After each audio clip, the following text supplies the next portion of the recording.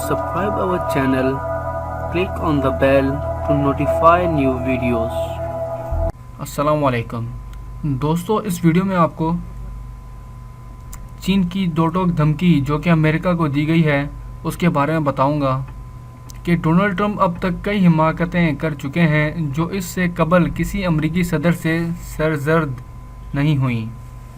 ان میں ایک تائیوان کے صدر سے فون پر براہ راست گفتگو کرنا بھی ہے، جس نے چین کو انتہائی مشتعل کر دیا، جو تائیوان کو اپنا حصہ قرار دیتا ہے۔ اب امریکہ کی طرف سے جنگی بیڑا تائیوان بھیجنے کا اعلان پر چین نے اسے جنگ کی دو ٹوک دھمکی دے دی ہے۔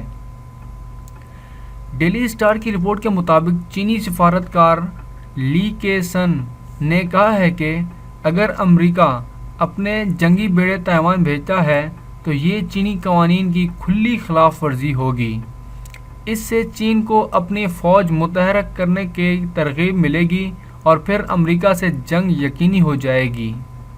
لی کے سن کا مزید کہنا تھا کہ جس روز امریکی بیڑے تائیوان پہنچے اسی روز چین کی پیپلز لبریشن آرمی تائیوان کو چین کا حصہ بنانے کے لیے طاقت کا استعمال کرے گی۔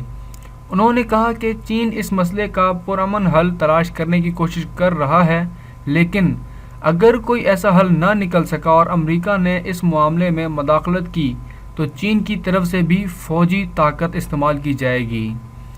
عالمی حربی امور پر تحقیق کرنے والے تھنک ٹینک RAND کارپوریشن کے بھی ایک رپورٹ میں بتایا گیا ہے کہ تائیوان کے مسئلے پر دو سپر طاقتوں امریکہ اور چین کی جنگ کا خطرہ انتہائی شدید ہو چکا ہے۔